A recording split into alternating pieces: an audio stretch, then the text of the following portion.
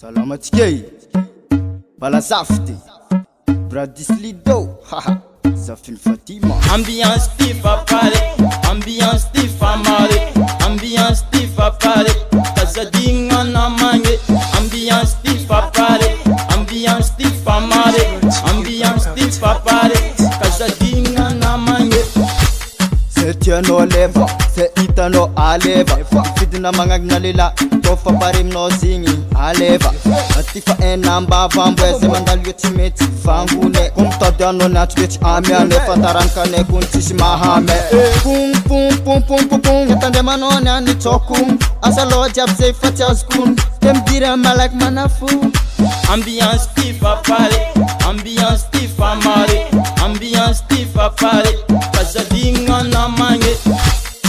Fidigas na vasa, kofa pari mitefa, ambiance in bogos bemsit kituetini antimete totka mareska. Kasa misim lef, mga tonga fatika isoma, mbiranga tilalundan manafo, respiration jabi manunga. Allo, ambiance stiff à Paris, ambiance stiff à Marie, ambiance stiff à Paris, Casadinga na mange. Ambiance stiff à Paris, ambiance stiff à Marie, ambiance stiff à Paris, Casadinga na mange. allo uljab mitefa, allo uljab isoma, kila ulzemratiani, kila ulminanga volanani. Asa misi mi dérange, kila ulzeng minanga volana, sofa weekend ul Mandela Plaza, uljab mana la jeu. Ambiance stiff à Paris, ambiance stiff à Marie, ambiance stiff à Paris, Casadinga na mange. Ambiance stiff à Paris, ambiance stiff à Marie, ambiance stiff à Paris, Casadinga na mange. Ambiance mafana ambiance karasake uljab deki mamia kalamba wazne nyani mafana mandala tati Cristiano pinombiasi mandala jamanjariano pinombiasi amivili anjabi pinombiasi barabo kola banano. Yeah, Brought to you by Bola TV.